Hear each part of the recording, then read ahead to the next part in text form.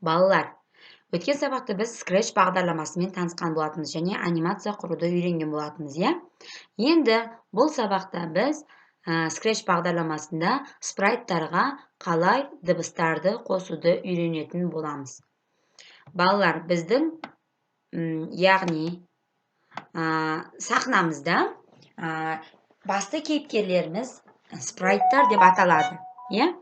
Енді осы спрайттарымызға біз дыбыс беру үшін бұлай жасаймыз. Дыбысты қосу үшін алдымен спрайтымызды таңдап аламыз. Мысалы, мен бір спрайтымды өшірейін. Немесе бір спрайтымды мен мұнда қойып қоямын. Мінекей. Осы спрайтыма мен дыбыс қосу үшін алдымен мына батырма басылған кезде деген блокты қоямын. Программа жазу алаңы ортасында. Иә, білеміз.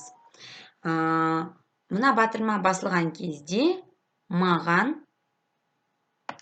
спрайтым мяу деген дыбыс қою керек дедім.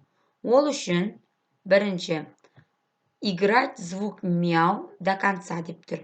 Немесе жай ғана играть звук мяу деген ғана бар. Включить звук мяу деген бар. Мен звукидің ішіне барамын. Мен тек қана бұл мысыққа тек мяу деген ғана дыбыс емес, басқа да дыбыстарды қойсам болады. Бірінші осы мысыққа мяу деген дыбысты қойып көрейік. Кодымызға барамыз. Мінекей, жалаушаны басамыз. Мінекей, біздің спрайтымыз дыбыс шығарды. Енді екінші спрайтқа барамыз.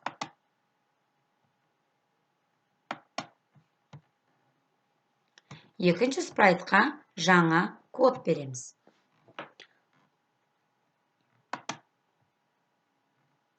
Мына батырманы басқан кезде, когда мына жалаушаны нажат, егер жалаушаны бір басқан кезде, біздің кейіпкеріміз дыбыс шығару керек. Звуки дегенге барамыз да.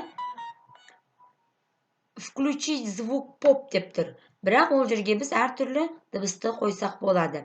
Дыбысты өңдеу үшін біздің сол жақ бөлігіміздің жоғары жағында орналасқан код, костюмы, звукидің ішіндегі звукиді басамыз. Звукиді басқан кезде дыбысқа қатысты кез келген, яғни дыбысты өңдеуге байланысты көптеген батырмалары бар.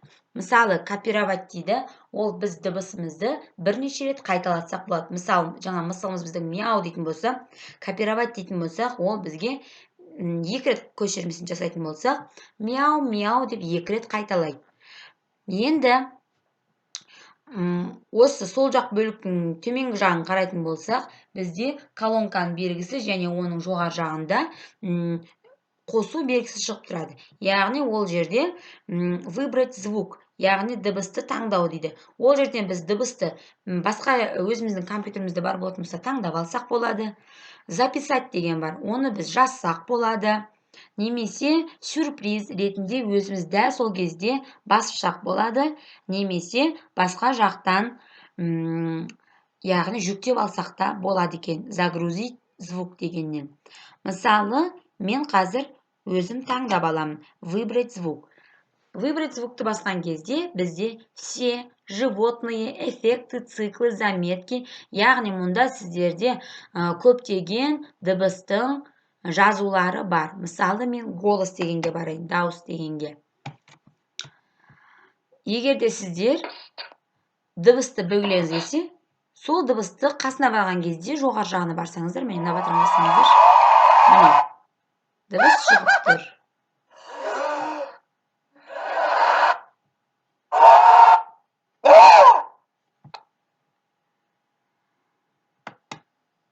Біз мына дыбысымызды сәл төмендетейік, айтпесем сіздерге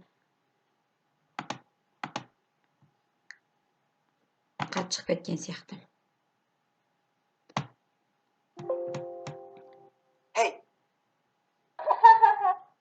Мысалы, мына күлген. осы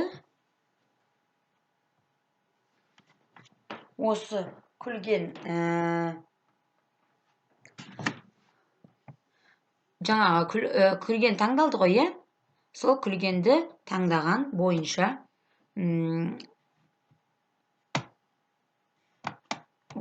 кешіріңіздер. Мен осы дыбыс таңдаймын. Мінекей, біз өз дыбысымыз таңдадық.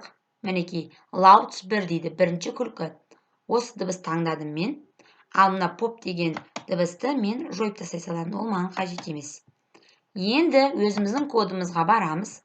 Жаңа включить звук pop деп тұр ғой. Popтың қасында кішкентай ғана стрелка сияқты бар. Сол стрелканы басатын болсақ, астында louds деген біз жаңа таңдаған күлкінің дыбысы бар.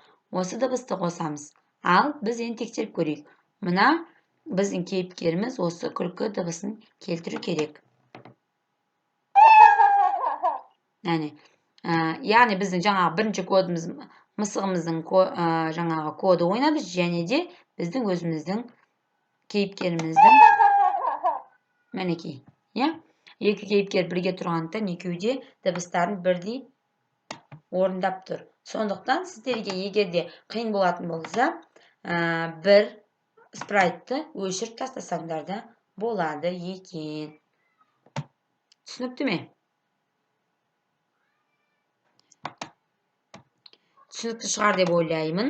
Ал енді, балалар, сендер өздеріңнің кітаптарында Scratch бағдарламасында дыбысты қосу тақырыбы бойынша өздерің толығырақ оқып алсаңдар болады.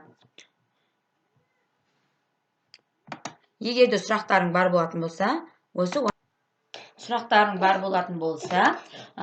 WhatsApp желісіне де сұрақ қойсаңдар болады. Және де өздерінің сұрақтарыңа толықтау үшін кітаптарында параграф 26 жобаға дыбыс әсерін қосу 146, 147 беттерден тапсаңдар болады. Ал енді балалар, сіздерге үй тапсырмасына 148 беттегі жинақтау бөлімі бойынша 4-ші тапсырманы орындаймыз. Бұл жерде сіздерге бірнеше батырма көрсетілген, сол батырмалардың өздерінің қызметімен сәйкестендіресіңдер. Батырмалар және де командалар, блоктар көрсетілген, сол блоктарды бір-бірімен сәйкестендіреміз. Түсінікті ме, балалар? Және де екінші тапсырма бойынша сұрақтарға жауап беріңдер. Өздерің кітаптан жауап іздеп көріңдер. Рахмет, сау болыңдар.